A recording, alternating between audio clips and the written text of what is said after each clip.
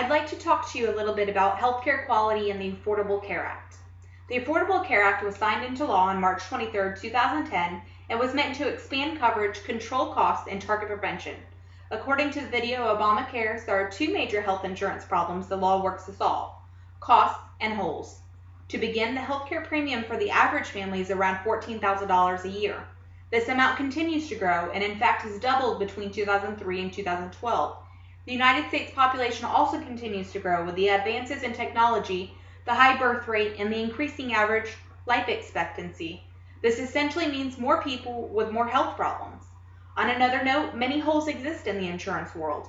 If buying health insurance on your own, companies can deny you coverage by refusing to sell you their services or by dropping your current coverage. This happens because you either become ill or have a pre-existing condition such as asthma, cancer, or heart disease. Small businesses are oftentimes charged extra to provide insurance to those employees, therefore deterring them from offering any. One of the major concerns for many Americans is that many plans have a lifetime limit on the amount of coverage that can be used. According to Sorrell, there are many myths about the Affordable Care Act. One of those is that the government will take over healthcare in an effort to become a more socialized country. This is simply not true. Different insurance plans are offered at competitive rates in an online exchange program. The idea is that consumers can come to one place and be given good information, lots of choices, and a fair playing field. The law has worked to fix holes in the system by making it illegal for insurance companies to refuse coverage to anyone with a pre-existing condition and cannot charge more if you are sick.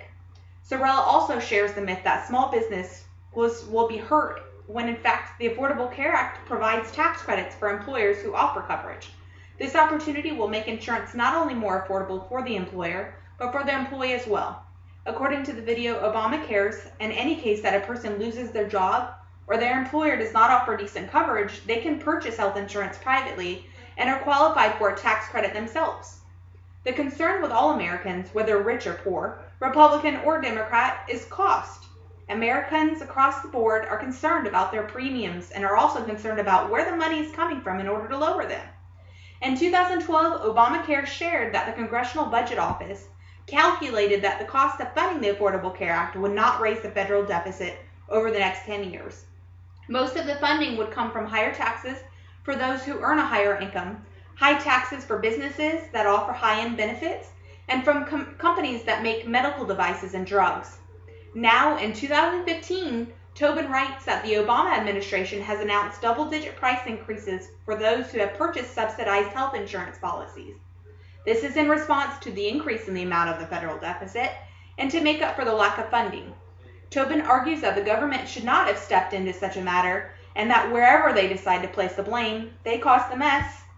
Through prior research about the healthcare law, completed in previous classes, and an interview with the executive director of the University of Florida's Orthopedic and Sports Medicine Institute, I personally do not think that the law improves care. Healthcare is a business, and businesses have to find a way to still make the same profit margin even if they're generating less revenue. This means cutting the number of staff members, buying cheaper products, and turning more towards technology, creating a less personal experience. It is also worth mentioning that there has been an increase in demand for healthcare, yet the supply has stayed the same, causing providers to herd people like cattle and making the wait list for appointments much longer. According to Solicito and Johnson, continuous quality improvement comes in many forms, and the Affordable Care Act is in no doubt one of them. Despite what predictions are made and what the numbers come out to, the law has expanded healthcare to reach millions of uninsured people.